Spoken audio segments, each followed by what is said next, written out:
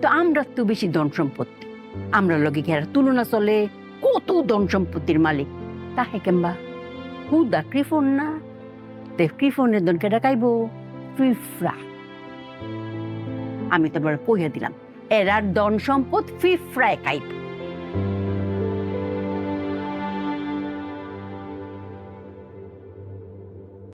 পিঁপড়ায় কি আর এমনি এমনি খাইবো আম্মা? পিঁপড়ার খাওয়ানোর ব্যবস্থা করে দিতে, বুদ্ধিটা খেলে দিতে। মিস্টার ব্যাককল মিস্টার ব্যাককল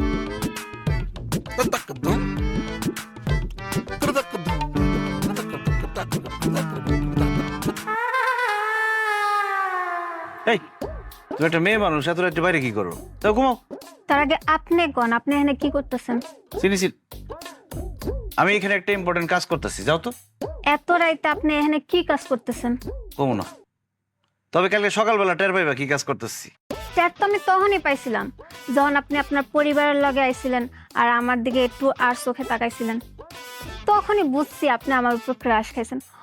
অবশ্য এখানে আপনারও কোনো দোষ নাই, কারণ পুরা গ্রামের পোলাপাইন আমার উপরে ক্রাশ খায়।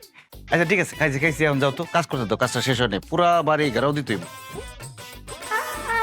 এই এত রাতে কি করছ এখানে তোরা? আরে আমি একটা কাজ, আপনাদের সমস্যা কি? রাত বাজে 3টা, মেয়াও ঘুমায় নাই, বাপিও ঘুমায় নাই, যান ঘুমান। হাতে কি? হাতে চিনি আছে, কথা দেবো।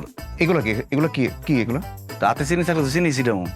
আরে আব্বা বুঝো নাই, আজকে যখন আইলো আমার দেখা মনে হয় ক্রাশ খাইছে, তন্ত্র মন্ত্র করতে আইছে যেন আমি তার উপর দুর্বল হই আর তার প্রেমে হাবুডুবু খাই। কি কয় এগুলা? চাচা জান তো, কাজ করতে দেন, সরেন। এই তুই বলবি তোর আসল উদ্দেশ্য কি, নাহলে কিন্তু আমি লোকজন জড়ো করবো, তারপরে চোর বলে থেকে পিটানি খাবো। বল। বুঝছি তোর তো গরিব ফকির নির্লজ্জ, টাকা চাইতে আসছিলি দিই নাই, এই জন্য আমার ধন সম্পত্তি চুরি করতে আসছিস।